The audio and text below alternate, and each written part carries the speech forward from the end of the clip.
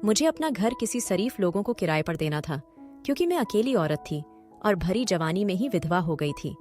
अचानक एक दिन एक बूढ़ा आदमी और एक लड़की घर देखने आए। मैंने तुरंत उन्हें घर किराए पर दे दिया। मुझे लगा कि वह बुढ़ा और लड़की बाप बेटी होंगे, मगर मैं हैरान रह गई कि जब लड़की बोली, यह मेरे बाप नहीं बल्कि मेरे पति है। मगर मुझे हर रात उस लड़की के चीखने चिल्लाने की आवाज आती और मेरी आंख खुल जाती और मैं रात भर जागती।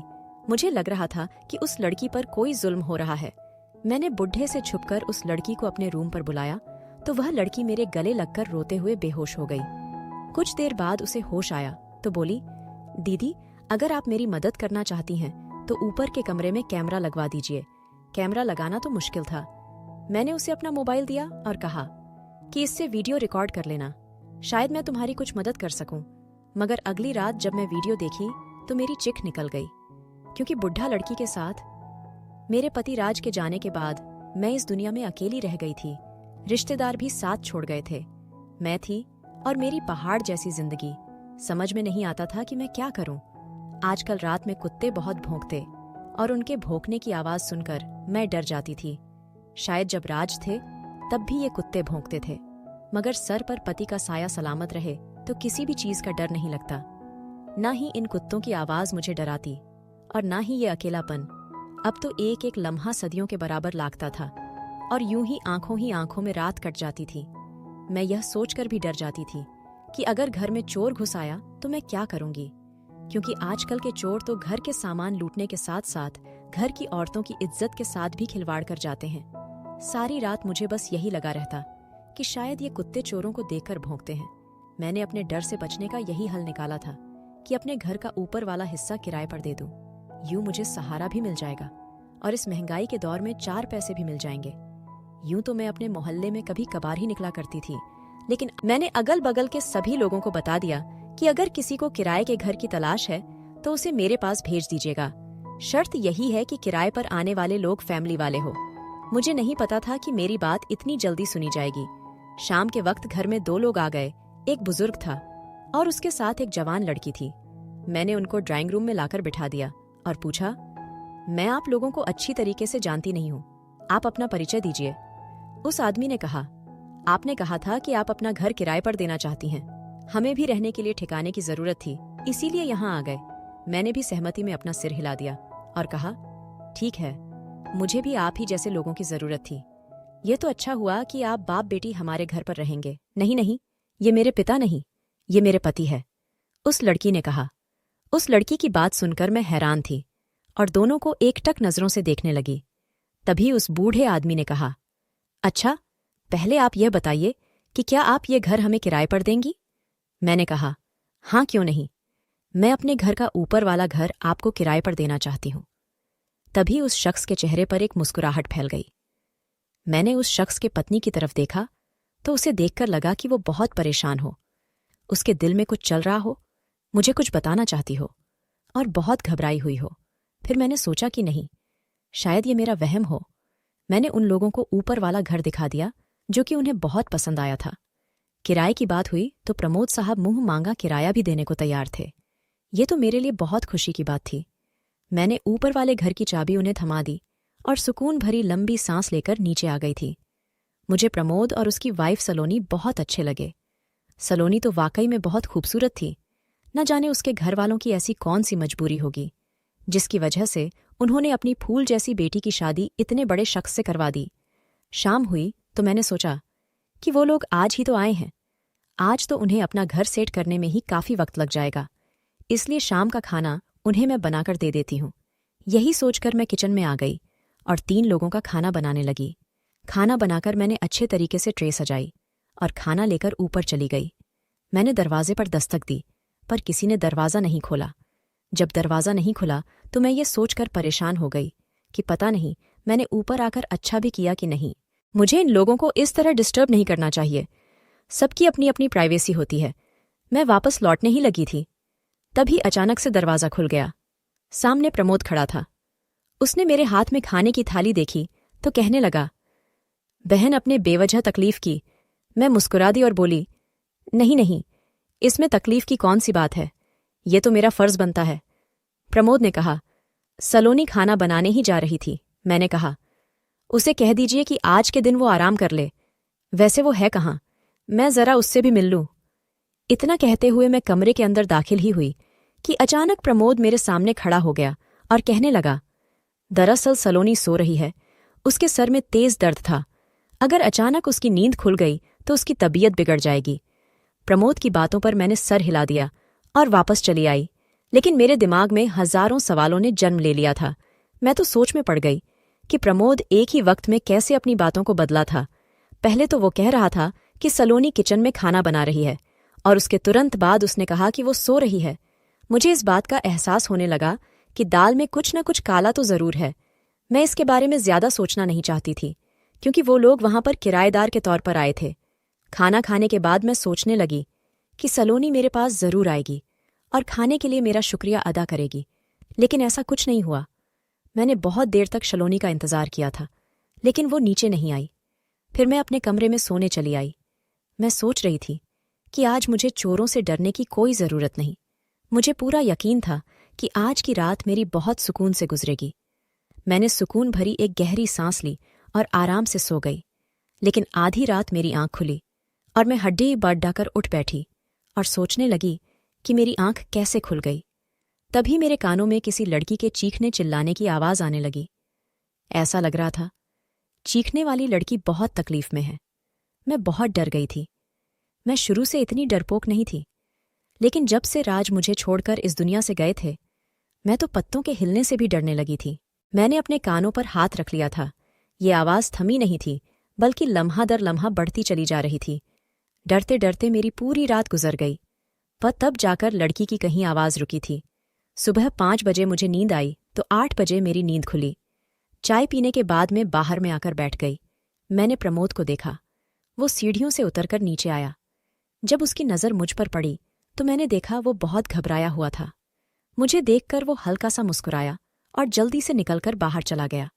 शायद वो मेरे सवाल से डरकर जल्दी से बाहर चला गया था।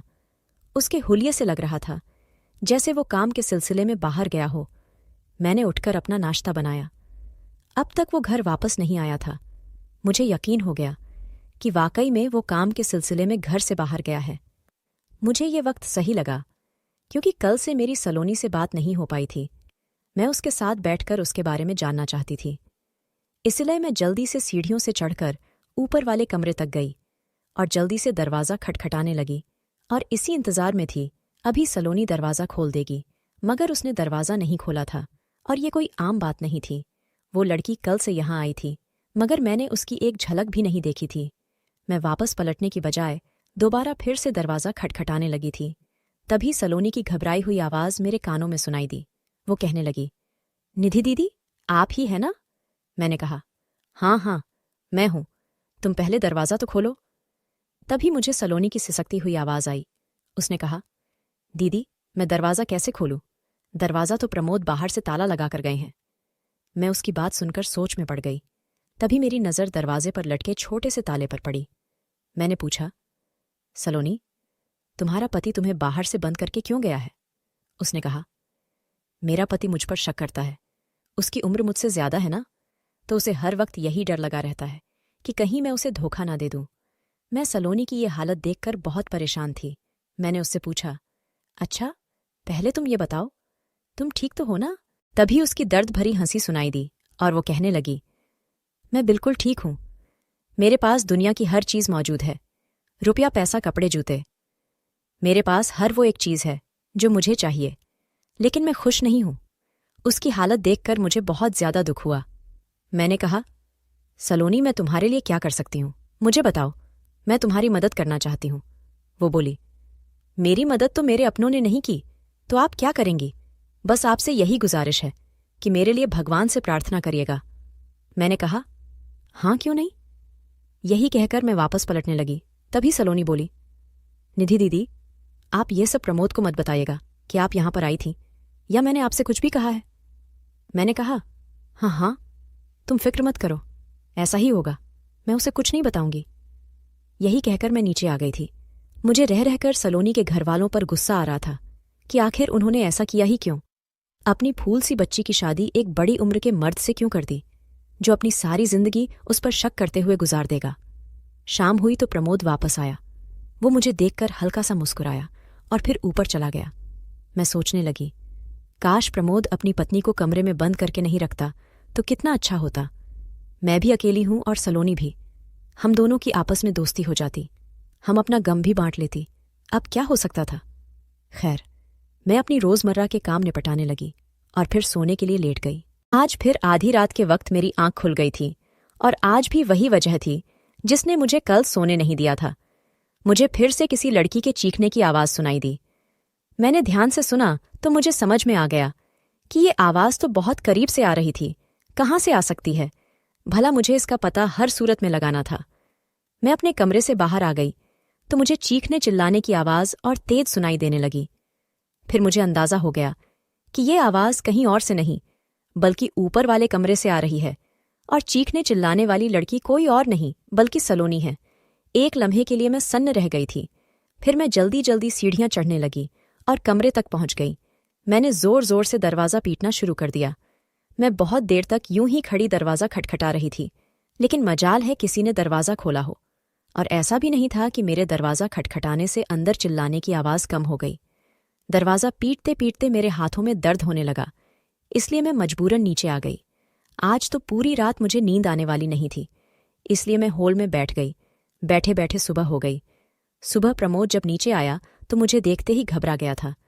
वह बाहर निकलने ही वाला था। तभी मैं बोली, प्रमोद साहब, मेरी बात सुनिए।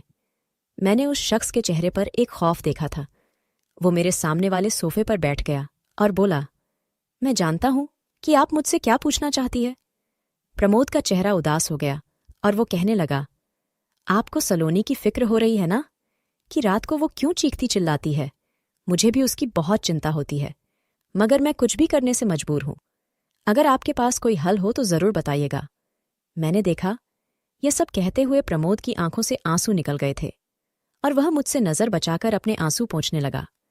मैंने कहा, पहले आप ये बताएं कि उसके साथ परेशानी क्या है, तभी तो मैं कोई हल बताऊंगी।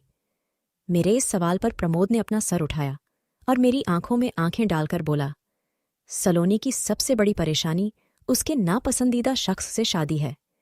मैं हैरत से प्रमोद की तरफ देखने लगी तो उसने कहा, मेरी शक्ल सूरत गौर से देखिए और बताइए कि क्या सलोनी जैसी लड़की मेरे साथ खुश रह सकती है। उस दिन तो आपने भी मुझे उसका बाप समझ लिया था। मुझसे बस यही गलती हुई कि मैं सलोनी के बाप की बातों में आ गया। सलोनी का पिता मुझसे 10 लाख लिया था। वह 2 साल के वादे पर लिया था, लेकिन 5 साल गुजर गए और वो कर्ज नहीं लौटा रहा था। वह हर रोज बस यही कहकर टाल देता कि आज दूंगा कल दूंगा।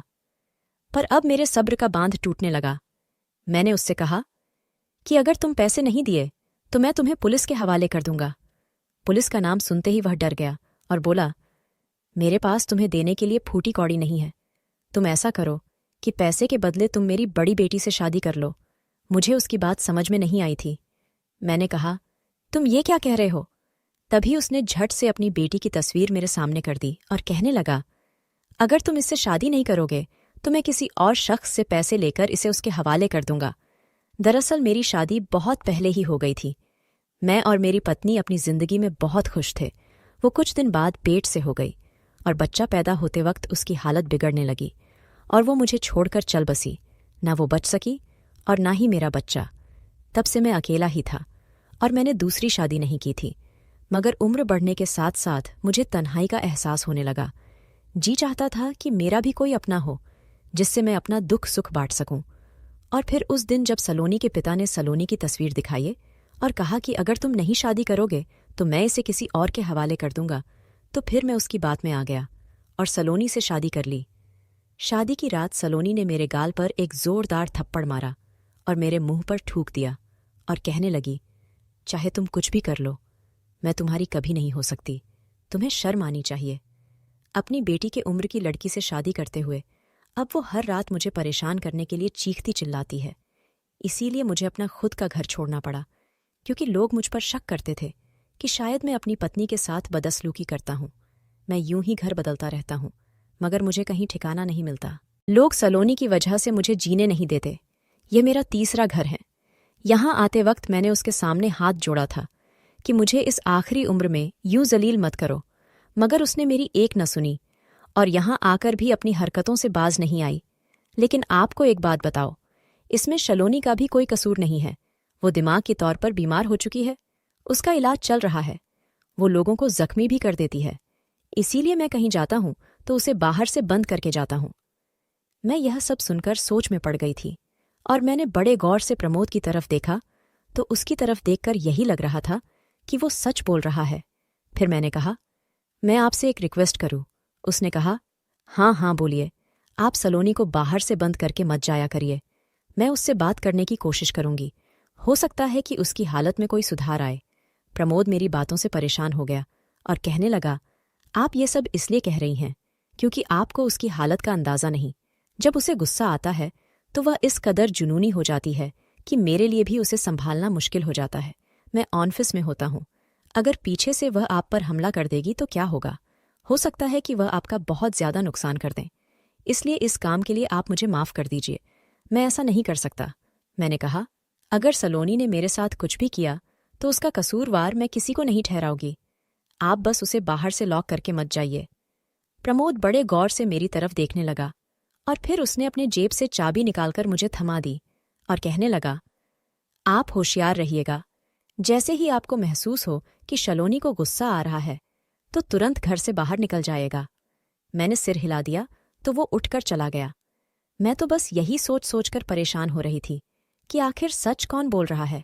मैं ऊपर गई और कमरे का ताला खोलकर अंदर गई तो देखा सलोनी सोफे पर बैठी हुई किसी गहरी सोच में थी और बार बार अपने आंसू पोंछ रही थी। वो अचानक मुझे देखकर घबरा गई और कहने लगी, आपने तो मेरी जान ही निकाल दी थी, पर यह सब कैसे हो गया? आप यहां पर कैसे आ गई? आपको चाबी कैसे मिली? मैंने कहा, बस ये तुम्हारी निधि दीदी का कमाल है। सलोनी रोने लगी और उठकर मेरे गले लग गई। उसने कहा, दीदी मुझे बहुत दिनों से किसी ऐसे कंधे की तलाश थी जिस पर मैं सर रखकर रो सकती। मैंने कहा, अब तुम्हें रोने की जरूरत नहीं, मैं तुम्हारे साथ हूं। आज मैं तुमसे एक जरूरी बात पूछने आई हूं। सलोनी, पहले तुम मुझे यह बताओ कि तुम रात के वक्त तुम चीखने क्यों लगती हो? ये सच था कि मैंने प्रमोद की बातों पर भरोसा कर लिया था, लेकिन मैं सलोनी की भी कहानी सुनना चाहती थी। मुझे ये था कि प्रमोद ने कहीं मुझे पागल न बनाया हो। वो घबराई हुई थी, कहने लगी, नहीं, मैं तो नहीं चीखती। मुझे क्या जरूरत है? मैं तो अपनी जिंदगी में बहुत खुश हूं। प्रमोद मेरा बहुत ख्याल रखते हैं। मैं उस लड़की की बात सुनकर हैरान रह गई। उसने अचानक ही काया पलटी थी। कल तो ये कुछ और कह रही थी। फिर उसने कहा, आप मुझे अपना घर दिखाइए कि आपने अपने कमरे की कैसी सजावट की है। मैंने कहा, ठीक है, चलो दिखाते हैं। मैं सलोनी को अपने साथ नीचे लेकर आई। नीचे आते ही सलोनी ने अपना बाजू मेरे सामने कर दिया। उस पर जले का निशान था। मैं डर गई और उससे पूछा, यह क्या है? तो वो कहने लगी, मैंने जो कुछ भी कल आपसे बातें की, न जाने कैसे मेरे पति ने सुन ली। शायद वो कमरे में कोई रिकॉर्डिंग लगाकर रखा है। वो मुझ पर बहुत गहरी निगाह रखा है। इसीलिए मैंने ऊपर आपसे झूठ कहा कि मैं बहुत खुश हूं, जबकि ऐसा कुछ भी नहीं है। मेरा बुढ़ा पति मुझ पर बहुत जुल्म करता है। यह जो रात रात भर मैं चीखती रहती हूं ना, ये बेवजह नहीं है। अगर आप अपनी आंखों से देख ले कि मुझ पर क्या गुजरती है तो आप बेहोश हो जाएंगी। आप कैमरा मंगवाकर ऊपर वाले कमरे में लगवा दे। जब कैमरे का मंजर रिकॉर्ड हो जाएगा तो वो सब आप पुलिस को दिखाएंगी तो मेरे मुजरिम को सजा मिल जाएगी और मैं आज़ाद हो जाऊंगी। मैंने कहा, ठीक है, मैं कुछ ना कुछ करती हूं। सच तो यह था कि मैं इन दोनों पति पत्नी की बातों में फंस कर रह गई थी। मुझे तो दोनों ही के ही बातों पर यकीन आ जाता था, पर सच तक पहुंचने का एक ही हल था और वह था कि मैं सच में ऊपर वाले कमरे में कैमरा लगवा दूं। मैंने कैमरे के लिए किसी से कह दिया था। हर रात ऊपर वाले कमरे से चीखने की आवाज आती और सुबह प्रमोद मेरे सामने रो रो कर अपना दुखड़ा बयान करता और दिन के समय सलोनी मेरे सामने आकर रोती और कहती, मुझ पर जुल्म बढ़ता चला जा रहा। मैं सलोनी का दिल बहलाने के लिए अपनी साड़ी, अपना मेकअप, कपड़ा, गहना सब कुछ दिखाती और उससे बातें करती ताकि किसी भी तरह उसका दिल बहल जाए और वो मेरे साथ खुश रहे। मुझे इन दोनों पति पत्नी की बहुत फिक्र होती। मैं चाहती कि अगर प्रमोद मुजरिम है तो उसे जल्द से जल्द सजा मिल जाए और अगर सलोनी बीमार है तो उसका इलाज हो जाए। कैमरा आने में अभी एक दिन बाकी था। आज शाम मैंने खीर बनाया तो सोचा सलोनी को दे आओ। यही सोचकर मैं सीढ़ियों से चढ़कर खीर देने गई। तभी सलोनी की आवाज़ मेरे कानों तक आई। वो किसी से कह रही थी, आज तुम पूरी तैयारी के साथ आना। वो कमजोर है, उसे काबू करना आसान है। मैं यह बात सुनकर उल्टे कदमों लौट आई थी। अब मेरे सामने सलोनी का किरदार एक सवालिया निशान बनकर रह गया। शायद सलोनी गलत है। वह हर रात अपने किसी आशिक को बुलाती और प्रमोद को काबू कर लेती। क्या पता बांधकर भी रखती हो और फिर जानबूझकर चीखती हो ताकि लोग प्रमोद को गलत समझे और वह अपनी मनमानी करती रहे। कैमरा आने में तो अभी देर थी, इसीलिए मैंने अपने एक दोस्त लेडीज कांस्टेबल को फ़ोन किया और यहाँ का सारा माजरा बता दिया। मैंने उनसे कहा कि रात के वक्त मुझे तुम्हारी और तुम्हारी टीम की ज़रूरत है। तुम ज़रूर आ जाना, लेकिन बहुत होशियारी से आना। उसने कहा, ठीक है, तुम बेफिक्र रहो। मैं रात का खाना खाकर अपने दोस्त का इंतज़ार करने लगी। फिर ना जाने क्या हुआ कि मेरी आंख लग गई। आंख खुली तो मैं अस्पताल में थी। मैंने अपने आसपास हैरत से देखा तो मेरी दोस्त मेरे सामने खड़ी थी। मैंने उससे पूछा, रोशनी, मैं यहाँ कैसे आई? वह हंस दी और बोली, निधि, तुम बहुत बड़ा कारनामा करके आई हो। कुछ दिनों से हमें शिकायत मिल रही थी कि कोई गिरोह बड़ी चालाकी से लोगों के घर में चोरी कर रहे हैं। कल रात तुम्हारी वजह से वो गैंग हमारे हाथ लग गई। मैंने कहा, वो कैसे? पुलिस कांस्टेबल रोशनी ने बताया, निधि जो तुम्हारे घर किराएदार रहते थे उसी गैंग का हिस्सा थे। उनका तरीका यही है कि वह बेसहारा औरतों के घर किसी न किसी बहाने घुस जाते हैं और उन्हें अपने जाल में फंसाने की कोशिश करते। पति पत्नी के ऊपर इल्जाम लगाता और पत्नी पति के ऊपर। यूं औरतें उनकी जाल में फंसकर बाकी सब कुछ भूल जाती थीं। तुम्हारे साथ भी उन्होंने ऐसा ही किया। तुमने खुद सलोनी को घर की एक एक चीज दिखाई। तुमने उसे अपने जेवरात भी दिखा दिए। यह तो शुक्र मनाओ कि तुमने कल सलोनी की बातें सुन ली, नहीं तो क्या होता। कल रात उन्होंने तुम्हारे खाने में नींद की दवाई मिला दी थी और तुम्हारे घर की एक एक चीज लूटने वाले थे। लेकिन उन लोगों की बदकिस्मती थी कि हम लोग मौके पर पहुंच गए और वो लोग पकड़े गए। मैं रोशनी की बातें सुनकर सन्न रह गई कि लोग दूसरों को लूटने के लिए किस हद तक गुजर जाते हैं। वो तो भगवान का लाख लाख शुक्र है कि उसने मुझे बचा लिया। अब तो किराएदार भी रखने से डर लगने लगा है। अब मैं अकेली ही रहती हूँ। मेरे ख्याल में बुरे लोगों से तन्हाई 1000 गुना बेहतर है। दोस्तों, वीडियो कैसा लगा? कमेंट करके ज़रूर बताना। वीडियो को लाइक और चैनल सब्सक्राइब कर देना।